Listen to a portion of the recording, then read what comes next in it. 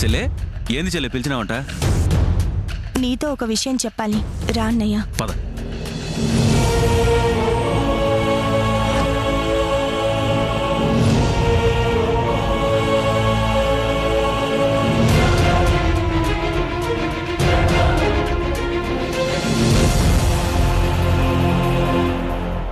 ఇప్పుడు చెప్పు చెల్లె.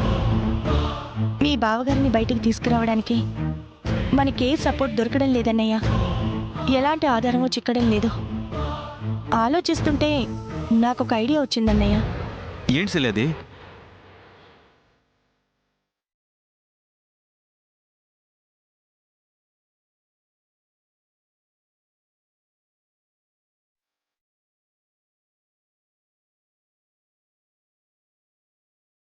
అదిగా చెల్లె, ఇట్లా చేసుడు మంచిదంటావు చెల్లె? ఏదైనా ప్రాబ్లం వస్తే? ఏ ప్రాబ్లము రాదన్నయ్య. ఒక రాయి వేద్దాం. నాకెందుకు తగులుతుందన్న ఆశగా ఉంది. మనం ఉన్న పరిస్థితికి ఇదొక్కటే మార్గం కనిపిస్తుంది. రేపు ఉదయానికల్లా నేను చెప్పిన ప్లాన్ని నువ్వు అమలు చేయాలి. గట్లనే చెల్లె.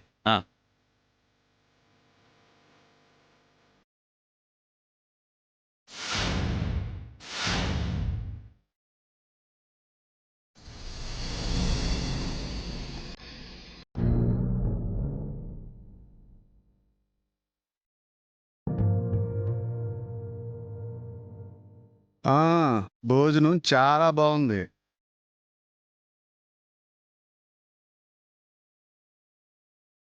ఇప్పుడు దమ్ము కొడితే ఆ కిక్కే వేరప్ప. తిరిగినట్టు లేడితే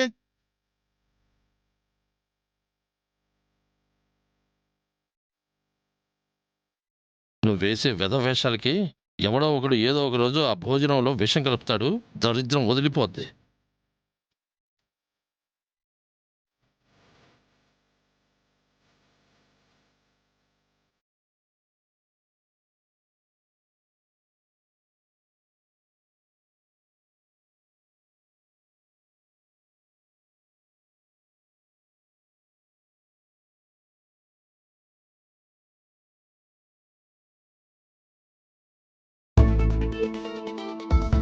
ఏంటా చూపు?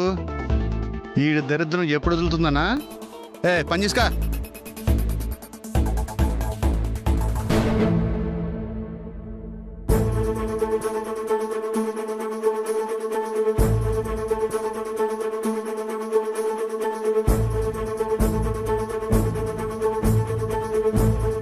నీకోసం ఎదురు చూస్తున్నానమ్మా. ఎందుకు అర్జెంటుగా రమ్మని ఫోన్ చేశారు? ఏదైనా ప్రాబ్లమా? రామరాజు గారికి ఏ ప్రాబ్లం రాకూడదనే రమ్మన్నానమ్మా. ఏం చెప్తున్నారు మీరు? అవునమ్మా, మీరు చేసే బెయిల్ ప్రయత్నం ఎంతవరకు వచ్చింది? నా ప్రయత్నం నేను చేస్తూనే ఉన్నానండి. కానీ ఏ లాయర్ కూడా కేసు టేకప్ చేయడానికి ముందుకు రావడం లేదు.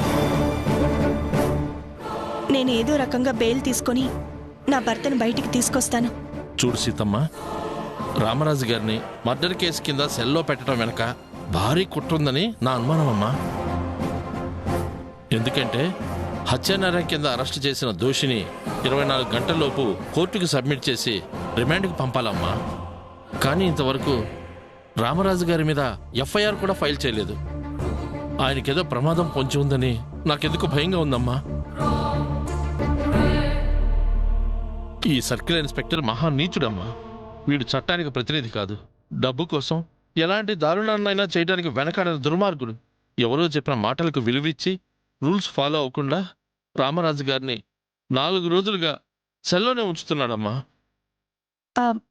ఎఫ్ఐఆర్ ఫైల్ చేయలేదని నాకు కూడా అనుమానం వచ్చిందండి. కాకపోతే లాయర్తో వచ్చి నిలదీద్దామనుకున్నాను. ఇప్పుడే వెళ్ళి నా భర్తని రిమాండ్కి పంపించకుండా ఎందుకు ఆపారని ఆయన్ని కడిగేస్తాను. అమ్మా, ఆ రాక్షసుడితో నీకెందుకమ్మా? అతనితో మాట్లాడి నీ విలువను ఎందుకు తగ్గించుకుంటావు? అలా అని తగ్గి నేను ఊరుకోలేనండి.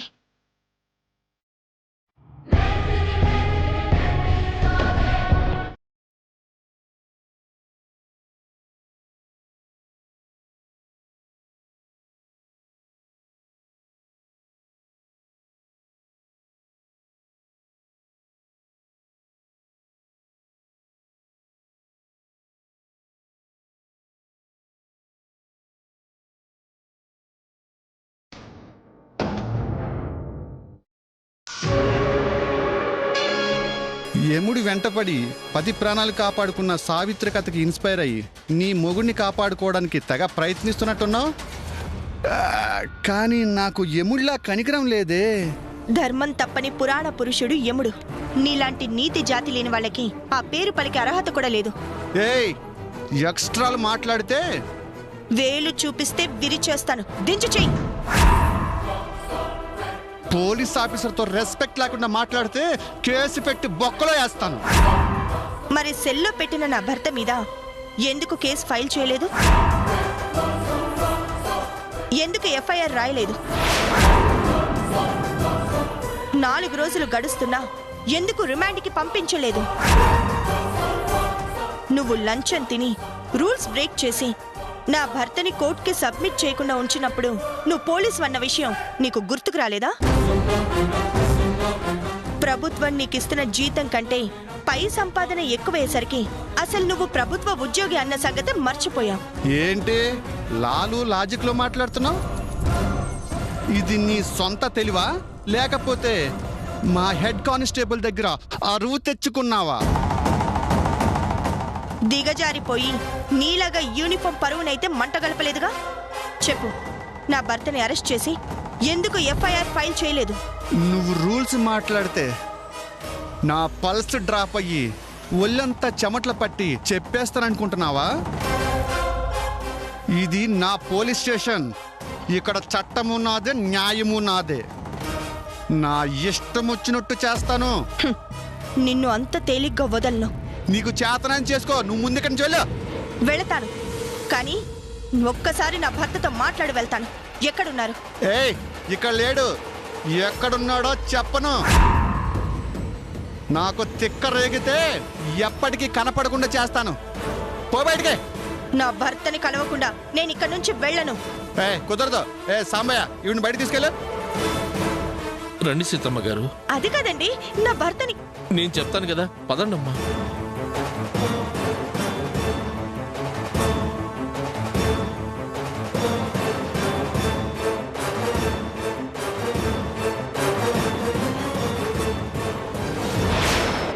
ఆయన సెల్లో లేరేంటండి?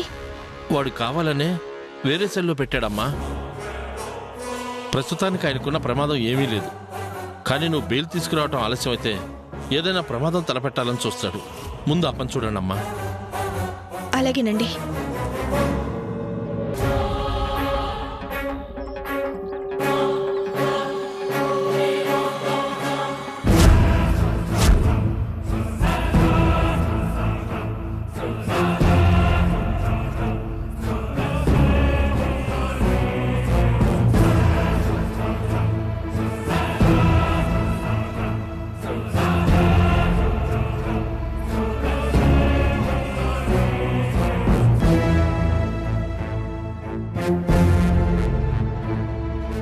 నా భర్త లేకపోతే నేను, నా మరుదులు, తోడికోడళ్ళు అందరం అనాథలమైపోతాం.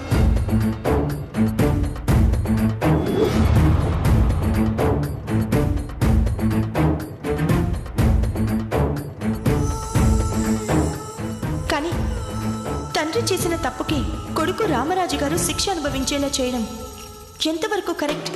నేను పథకం పన్ని అరెస్ట్ చేయించిన రామరాజు నా పగ తీరకుండా, నా పంతం నెరవేరకుండా ఎట్టి పరిస్థితుల్లో బయటికి రాకూడదు.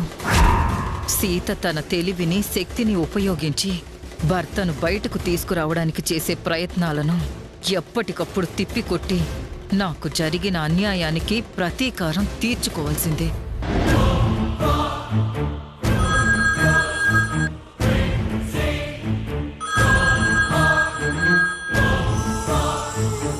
హలో, నేను సర్కిల్ ఇన్స్పెక్టర్ శరత్ని మాట్లాడుతాను మేడం. నీ మాట తీరులో ఏదో కంగారు ధ్వనిస్తుంది. ఏం జరిగింది? ఇప్పుడే సీత పోలీస్ స్టేషన్కి వచ్చింది మేడం.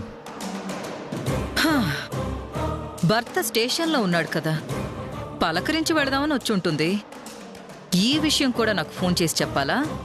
అందుకోసం కాదు మేడం మీకు ఫోన్ చేసింది. మీరు కనికరించకపోతే నా ఉద్యోగానికి ఎసరొస్తుందేమో అని భయపడి ఫోన్ చేశాను మేడం. అంటే రామరాజుని అరెస్ట్ చేసిన 4 రోజులైనా ఇంకా రిమైండ్కి పంపలేదని సీతకి అనుమానం వచ్చినట్టుంది. ఎఫ్ఐఆర్ ఎందుకు ఫైల్ చేయలేదని నా మీద ఫైర్ అయింది. హే బాలరాజు, ఈ మాత్రానికే భయపడతావేంటయ్యా? నీకండగా నేనున్నాననే విషయం మర్చిపోయావా? లేదు మేడం, అందుకే ఫోన్ చేశాను మేడం. మీరు హామీ ఇచ్చారన్న ధైర్యంతోనే రామరాజుని కోర్టులో సబ్మిట్ చేయకుండా సెల్లోనే ఉంచాను. ఇంకా ఎక్కువ రోజులు అలాగే ఉంచడం డేంజర్ మేడం. వెంటనే ఏదో ఒకటి చెయ్యండి. నువ్వు చెప్పేది కూడా నిజమే. రామరాజుని ఏదో ఒకటి చెయ్యాలి. చేస్తాను.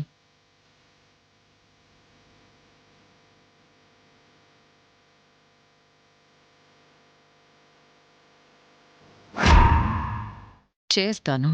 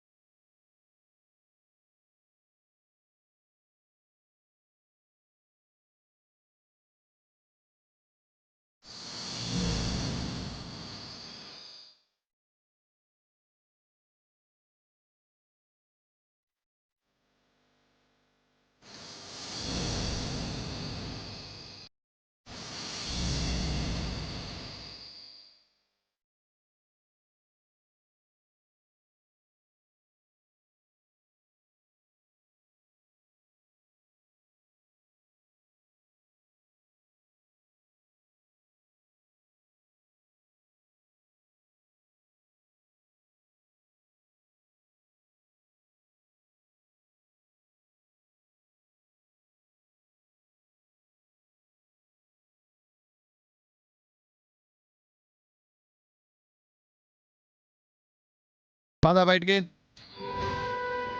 ఎందుకు? నువ్వు ప్రశ్నలు వేస్తే సమాధానం చెప్పడానికి నేనేమన్నా నీ ఇంట్లో పని అనుకున్నావా? పద పద. సార్ రామరాజు గారిని ఎక్కడికి తీసుకెళ్తున్నారు? ప్రతి ఒక్కడు అడిగేవాడే. వేరే స్టేషన్కి ఇంట్రాగేషన్ తీసుకెళ్తున్నా. చాలా ఏంటి అలా చూస్తున్నావు? బయటకు నాడు. నువ్వు రమ్మంటే మాత్రం నేను వస్తాను అనుకుంటున్నావా? 4 రోజుల నుంచి నన్ను రిమాండ్కి పంపకుండా సెల్లోనే ఉంచుతున్నావు. నీ ప్రవర్తన చూస్తుంటే నాకెందుకో అనుమానంగా ఉంది. ఫార్మాలిటీస్ ఫాలో అవుతున్నట్టుగా నాకు అనిపించట్లేదు. నిజంగానే నన్ను ఇంటరాగేషన్ కోసం తీసుకెళ్లాలనుకుంటే అంతకంటే ముందు నన్ను కోర్టుకి సబ్మిట్ చేసి జడ్జి పర్మిషన్ తీసుకోవాలి కదా. అదంతా ఏమీ లేకుండా నన్ను ఎలా తీసుకెళ్తావు? నీకు ఎక్స్ప్లెనేషన్ ఇవ్వాల్సిన అవసరం నాకు లేదు. నేను మర్యాద తప్పి తీసుకెళ్లేదాకా తెచ్చుకోవద్దు. పద. సార్ మీతో పాటు నేను కూడా వస్తాను. నువ్వు స్టేషన్లో డ్యూటీ చేయి. మీరు డ్యూటీ ప్రకారం కాకుండా రామరాజు గారిని పర్సనల్గా ఎక్కడికో తీసుకెళ్తున్నారనిపిస్తుంది. హత్యానేరం మీద అరెస్ట్ చేసిన వాళ్ళని కోర్టు ఆర్డర్ లేకుండా అలా తీసుకెళ్ళడం తప్పు సార్. నాకు రూల్స్ చెప్పి నేను పద్ధతులు తప్పేలా చెయ్యకు. అది కాదు సార్. మీరు ఆగండి. తప్పులు చేయటమే ఈ పోలీస్ ఆఫీసర్కి ఆనవాయితీగా మారినట్టుగా ఉంది. సరదా పడుతున్నాడు కదా, తీసుకెళ్ళనివ్వండి. ఏం చేస్తాడో చూద్దాం. సరే సరే, నడు నడు.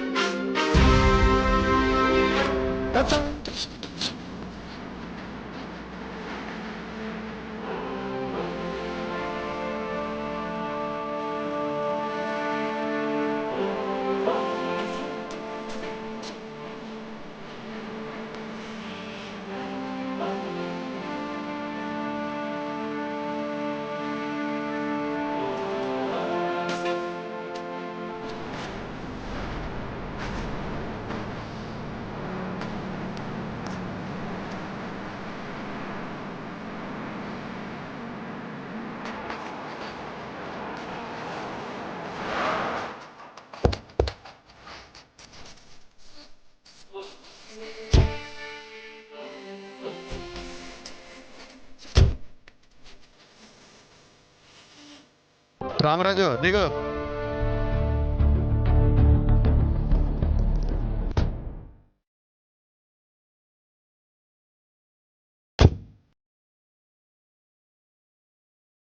నన్ను ఇక్కడికి ఎందుకు తీసుకొచ్చారు? చెప్తాను.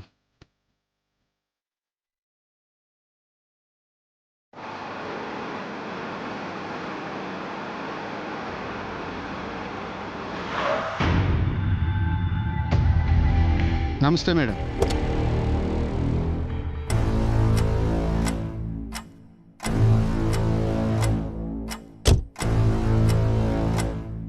నువ్వు అడిగిన ప్రశ్నకు సమాధానం ఆవిడే చెప్తుంది. పదా.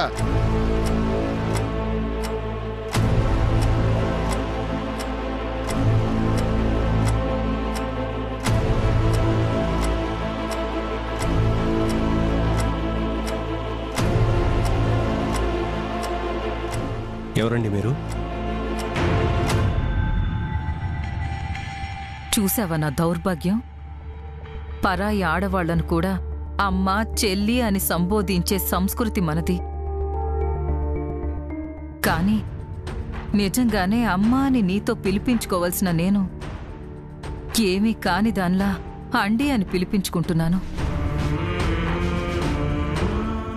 దేవి, శకుంతలాదేవి.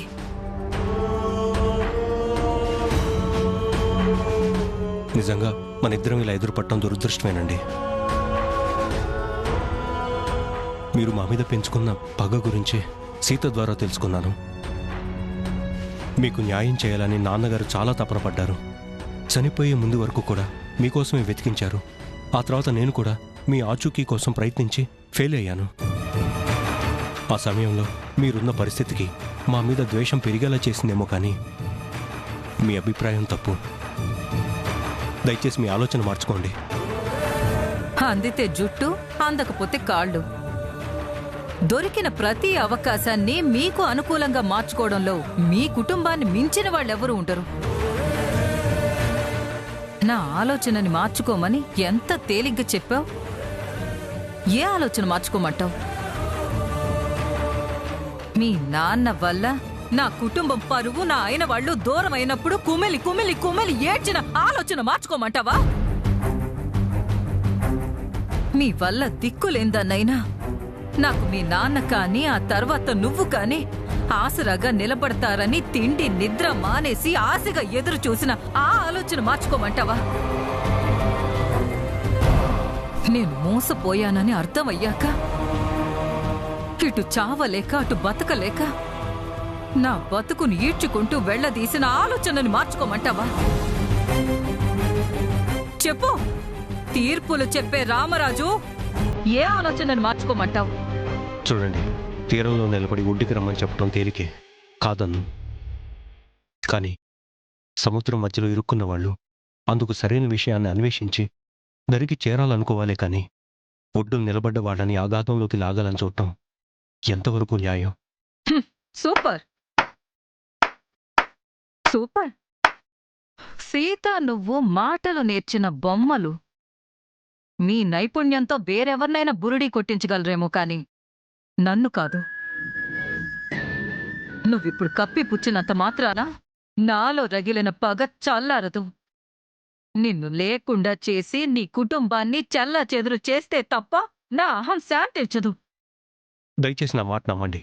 అనవసరమైన ఆవేశాలకు పోయి నా కుటుంబాన్ని నాశనం చేయాలని చూడకండి. ఇక చాలు చాలు. నాలో సహనం చచ్చిపోయింది. నీ క్యారెక్టర్కి శుభం పలికి నీ ఫ్యామిలీకి అశాంతి మిగల్చక తప్పదు. అది కాదండి. శరత్, మేడం, మా మీటింగ్ ఫినిష్ అయింది. ఇక నువ్వు ఇతన్ని తీసుకొచ్చిన పని ఫినిష్ చేయి. ఇన్స్పెక్టర్, తప్పు చేస్తున్నాం ఇన్స్పెక్టర్. ఇక్కడ తప్పొప్పులకి తావు లేదు రామరాజు. అవును శరత్, నీ గన్లో వాడిన ప్రతి బుల్లెట్కి గవర్నమెంట్కి లెక్క చెప్పాలి కదా. ఇతన్ని షూట్ చేసిన బుల్లెట్ గురించి ఏం సమాధానం చెప్తావు? హత్యా నేరం కింద దోషిగా అరెస్ట్ అయిన రామరాజు ఇంట్రాగేషన్ కోసం వేరే స్టేషన్కి తీసుకెళ్తుంటే తప్పించుకుని పారిపోవాలని చూశాడు.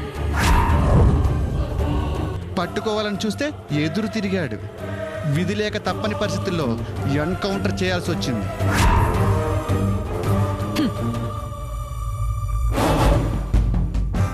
ఏమైనా నువ్వు చాలా సిన్సియర్ పోలీస్వి.